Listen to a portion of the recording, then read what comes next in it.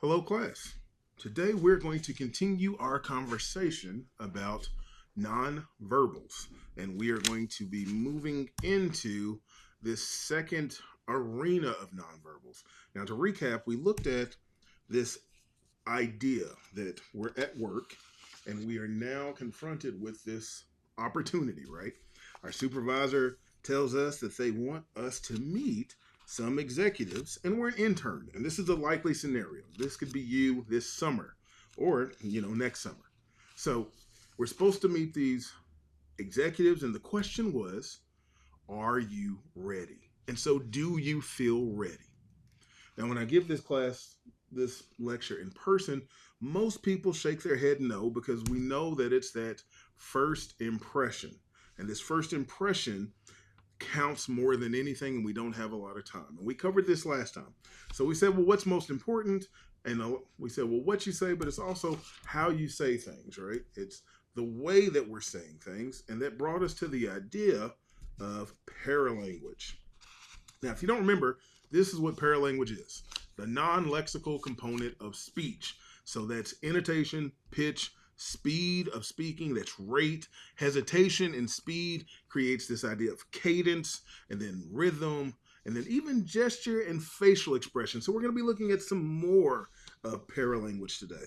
And we're going to start with this idea, not just what you say or how you say it, but also how you look, right? Because this is important to this first impression, is what we're looking like.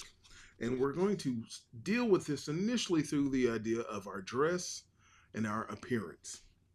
So, with that said, what I'd like to do is I'm going to turn this conversation over to some experts. We're going to watch a video. We're going to stop it. We're not going to watch the whole thing first. We're going to watch a few minutes, stop, have a little discussion. We'll go back to it, stop, have a little more discussion, and move on. So let's begin with this first setup with dress from our experts. What we wear can be a form of self-expression. I bet you knew that. But how much do your clothes reveal about you? A recent study finds that wearing formal clothing can actually enhance your ability to think abstractly. Heidi Grant Halverson is a social psychologist and the author of No One Understands You and What to Do About It. Heidi joins us once again at the table.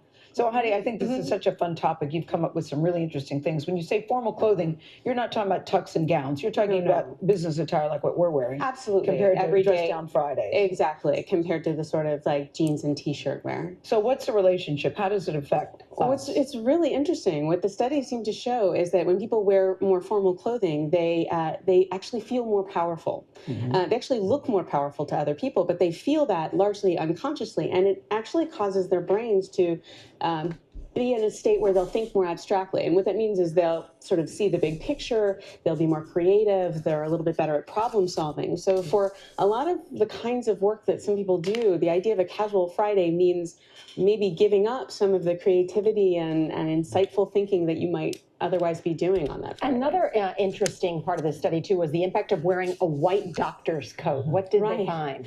So again, it shows that the way that clothing affects us has everything to do with what we feel that clothing means. In that study, which was done at Columbia by a colleague of mine, Adam Galinsky, he had people wear white coats and told them either that it was a doctor's coat or that it was a painter's smock. And he found that then when he gave them a chance to perform a task where they had to really notice the tiny details and differences in things, people who were told they were wearing a doctor's coat performed much better, because we associate critical thinking and attention to detail with being a doctor, but not necessarily with being a painter. So it's all about what you think your clothing means. That's how it affects you. So Steve Jobs had a work uniform, which was the black sweater, right? And then we know entrepreneur Elizabeth Holmes, who is the youngest billionaire in the world, also has this work outfit. Same thing almost every day. Is that a good idea?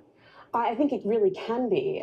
What we do know is that decision making in general, right, deciding what to wear, deciding what to eat, it really is costly. It's a kind of the part of the brain that engages in decision making is sort of an energy hog, and it makes you really tired. So whatever you can cut down on the decisions you make, whether it's in what you're eating or what you're wearing, you're saving that energy for more important decisions. President Obama told Michael Lewis, absolutely, in a famous article, that he had limited the choices he had to make in clothes by wearing essentially the same suit, same white shirt, same same kind of time. And when you decide, make decisions all day, it really is important to think about how you can simplify. It doesn't mean you have to be Steve Jobs and wear exactly the same outfit every single day, but how can you cut down on the choices? What about So we're going to stop it there for now.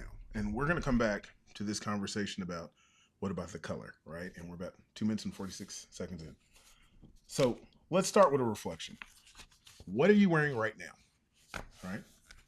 And depending on when you're watching this, you could be watching it some evening after work. You could be watching it during the middle of your school day because you've got out of classes. Let's get caught up with 261 on the web.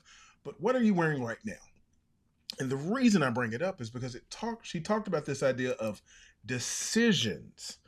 We are deciding what we're wearing every time we get up. We're not deciding what we're wearing just on the occasions when we have an interview, or we're not deciding what we're wearing just on the occasions where we are going to be meeting with executives at the work. We're making this decision all the time, right?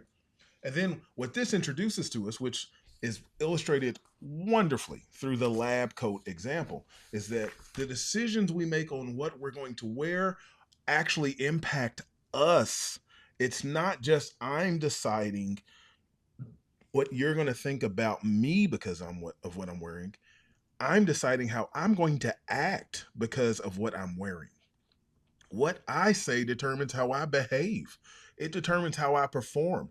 It determines how I show up in the space, right? And so the clothing that I put on is more impactful than just what I think other people are going to think about me, but what I think about myself.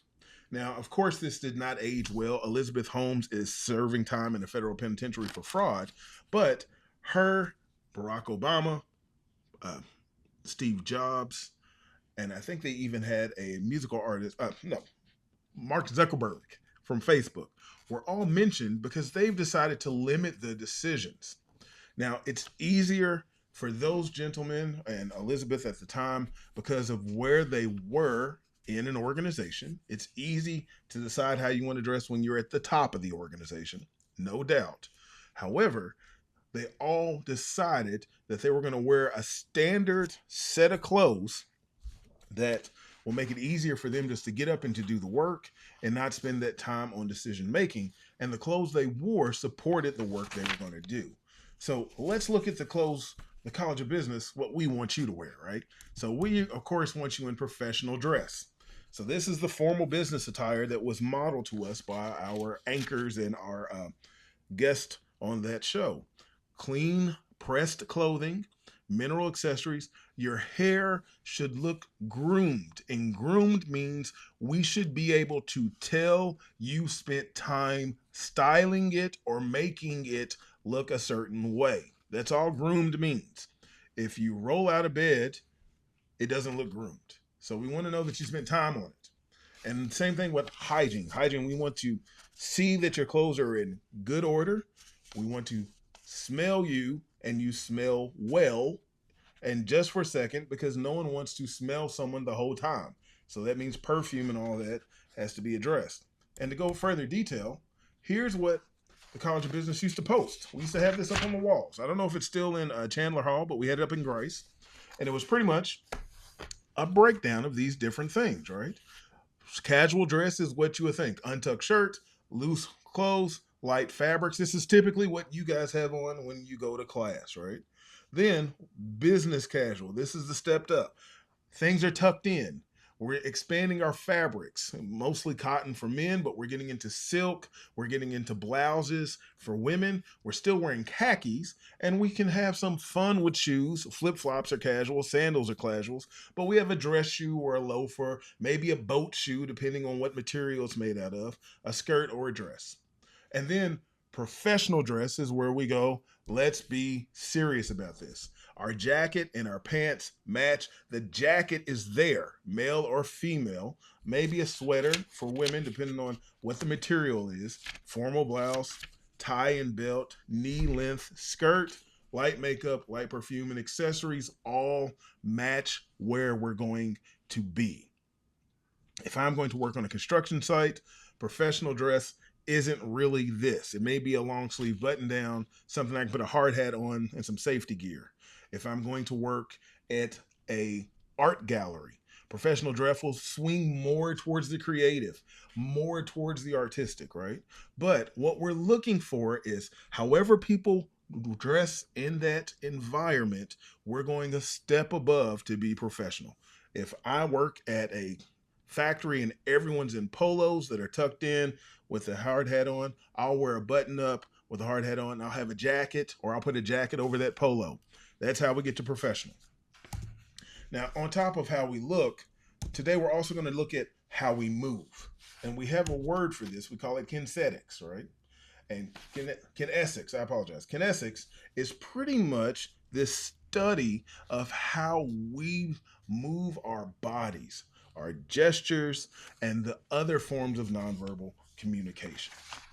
Now, we're going to jump first to the nonverbal that we're all doing even when we're not moving, and that is posture, right? And this is just how I'm holding my body. And how I hold my body can project so many things. I can look interested. I can look bored. I can look confident. I can look open. I can look defensive. I can communicate all this by not speaking, not moving, just by sitting still. And this matters because people are making judgments about my appropriateness and my ability to do the work just by how I am sitting still. So this means when I'm in a place, my existence in the place is communicating through my posture, right? Now, let's go back to that video we just watched. And what we want to do is we're going to start right before that conversation where we left, conversation of color, right where we left off. And we're going to note It evokes happiness. some posture, right? So here's where we left off. Here's the conversation. We just finished with this idea of wearing the same outfit every day, the decision fatigue, Elizabeth Holmes and all that. And now the conversation is going to go towards the color of clothing. Note the posture of everyone right now and decide how you think they are seated. Do you feel like they are confident? Are they interested? Are they engaged? Are they bored? Let's think about it. All right, let's take it from here. Color of the clothing that you wear. The color of the clothing affects What you does as well. fluorescent chartreuse mean? Well, it's certainly, it evokes happiness, right? You feel happy wearing it. Yeah. Colors do have a strong effect on other people, and they have a strong effect on us. Doesn't mean And I'm just going to make a comment here because I come back. If we see here, our woman in the chartreuse, her arms are open. She's sitting up straight. She is expressing a great deal of confidence. Strong effect on other people, and they have a strong effect on us. Doesn't mean a hunger for attention. Not necessarily. It is true though that wearing. You're lucky she's not wearing black right now, Charlie, because wearing black makes people feel a little bit more powerful and aggressive. There's actually and red means something too. And red means is a competition between women. You said yes. Red because we associate it with sexuality and also power, makes women more attractive, but also can make women more competitive with women who wear red. What do red shoes mean? Those are just fabulous. That's what. So now we'll stop. We've traveled about 45 seconds in time. When we started this, how did you think of everyone's posture, right? And I'll tell you what my take was. When we started off, the woman in the white and the black, her name is Gail. I don't know the names of the other folks. We have the gentleman with the blue tie, the woman with the yellow dress, or the chartreuse, I think is what they said. To me, it's a lime green, but we're not here for color, not too much. And then, of course, we have our expert who's in the black suit. Well, before 40 seconds ago, the woman in the chartreuse, she was expanded. She had one arm out. She was leaning confidently on the side of her chair. She was motioning towards the context. She was colleague, and she said, "What does color mean?" Right? And she was engaged. he made a comment about her color being attention sinking. And then we could literally see her body language change in real time. And I'm just going to show it to you. Here she is. Not necessarily. I'm gonna turn it down. Here she is. Now watch as she goes from sitting up straight. She's kind of leaning forward. This is a playful moment. But now her posture is signaling some uncertainty, some being targeted. And to be fair, she is being targeted, right? She's appropriately responding to being made fun of on national TV. So then we get to the other side of this segment. We come back, and now let's see her posture. And it is smaller. She went from being open, leaning in, to now she's literally clutching her pearls. She's holding her neck. This is a protective posture, right? So we're seeing her dealing with being under attack, not attack in any real meaningful way, but just a word to describe what's happened. And then we see the other side of the table where the people who weren't being criticized are expressing very different posture, right? The man in the blue tie, he has a very open posture. He's very spread out. And then who in this scene is demonstrating the most power, the most dominance? And I hope you agree with me that it's the person with their foot on the table, right? This is how we know that the power is in one place in this room right now. And it was that we went from a conversation of equals where everyone is sitting what I thought was attentively upright to now things have changed to where one of us is kind of, we're holding ourselves, we're protecting our neck, we're concerned, and the other one has their foot on the table. And if you look at the bottom of this shoe has seen some wear and tear, right? So dare I say, the dirty bottom of that shoe is up on the table, right? And this is this idea of power.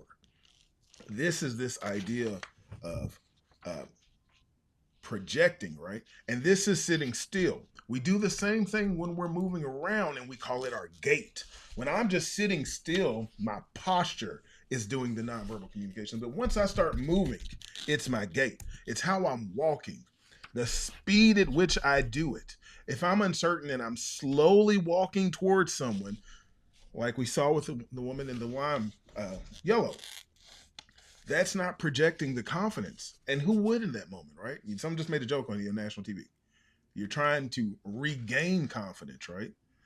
Or if you're walking out of control or hurried, like your time's not your own.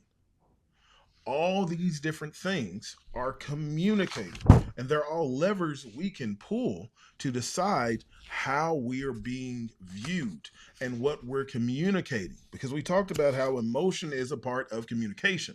And so we want to use all of these different aspects, or I'm going to call them communication opportunities, to project the correct emotion, which gives us power and our personal brand. But power equals confidence when we're talking about nonverbals. I show power by projecting confidence. When I communicate to you that I'm confident, you perceive that as me having power in the situation, and that power can transcend my position. I may not be a high-ranking person, but I can be an empowered individual by using my nonverbals. Now, the question is how, and for this, we're going to turn to the experts again. We're going to watch one more short video. Well, not the whole video, but a short part of a video from Joe Navarro. He is who we looked at when he talked about cadence. And this is from that same video. So, Joe, take it away.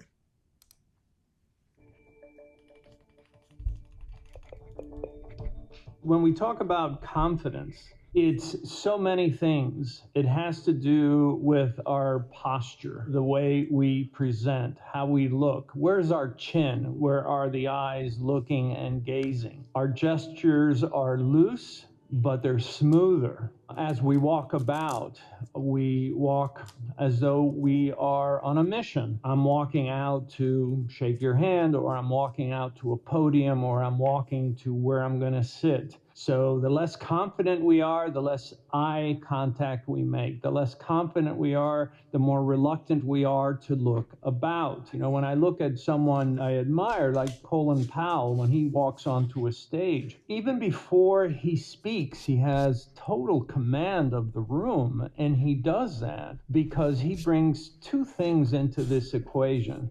One is a tremendous amount of knowledge and experience. Plus, he has shaped and defined himself into a statesman. We've got to think of America as a family, where every member of the family cares about every other member of the family. I think sometimes people mistake machismo or theatrical displays of power as confidence. Confidence can be very quiet.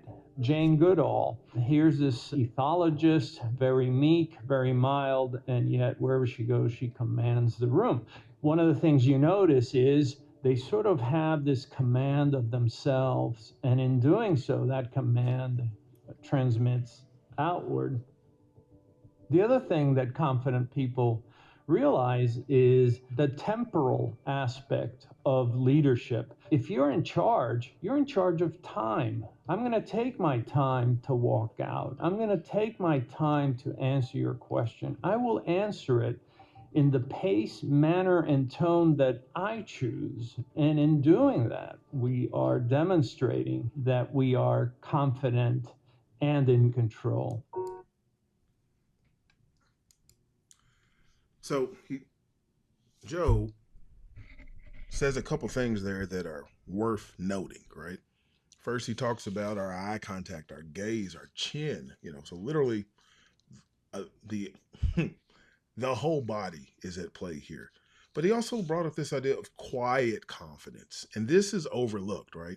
Because there are people who put on these displays, as he puts it.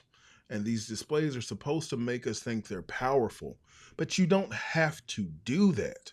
You can be quiet and be confident and powerful by using the things we talked about, right? And I think the other thing he talked about was this temporal control. And this is where we're deciding that I'm going to pause and I still have your attention, because up to this point, I've used paralanguage to where we both agree that I'm in control of the conversation, right? Now, when we're not using these tools of paralanguage, when we're not using kinesics, we have to say things like, but what I'm really trying to say, is where I'm going today, where I'm going tomorrow. We have to fill the space. And so the thing that keeps us from having to fill the space is using paralanguage to display the real power and confidence in the conversation. And talking about displays, we are going to turn our attention to a researcher named Morabian, and I believe that's how you pronounce his name, Albert Morabian. And in 1967, he's a professor at the University of I think it was California, Sacramento. I could be wrong, but in California, he came up with this rule, right? Morabian's rule. And through his research, he discovered that when we're talking about human communication, or really emotional communication through meaning, that we can assign a certain amount of importance to the different aspects of that communication. Word choice represents some percentage of the whole, tone of voice represents some percentage of the whole, and body language represents some percentage of the whole. Now, when it comes to written communication, of course, tone of voice means something different, and word choice is, word choice, right? But when it comes to this kind of spoken human communication, where we can see one another and hear one another, which means it's emotional by definition, because when we looked at this earlier, there's no such thing as non-emotional communication. We might not be in touch with our emotions, but we're communicating them, right? What do you think those percentages are? I'm going to take a second. I want you to think through. If you were to assign a percentage to word choice, tone of voice, and body language, and it has to add up to 100, what would it be?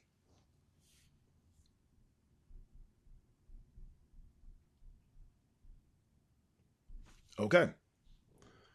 Well, his research showed us that it's crazy, right?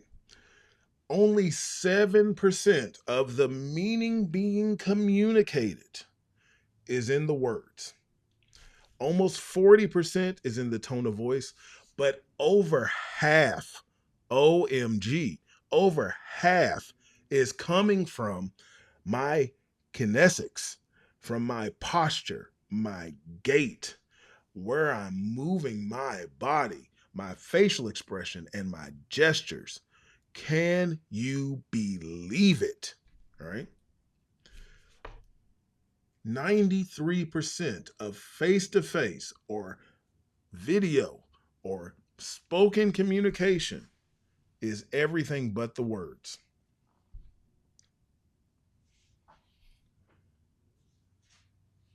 And that's where we're going to leave it today, because I think we have this belief that somehow vocabulary and language can do the work for us when we're talking to people in person.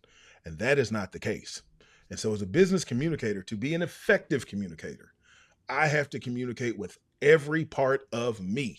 And I have to have a strategy for every part of me that I'm communicating with. I'll see you in the next video.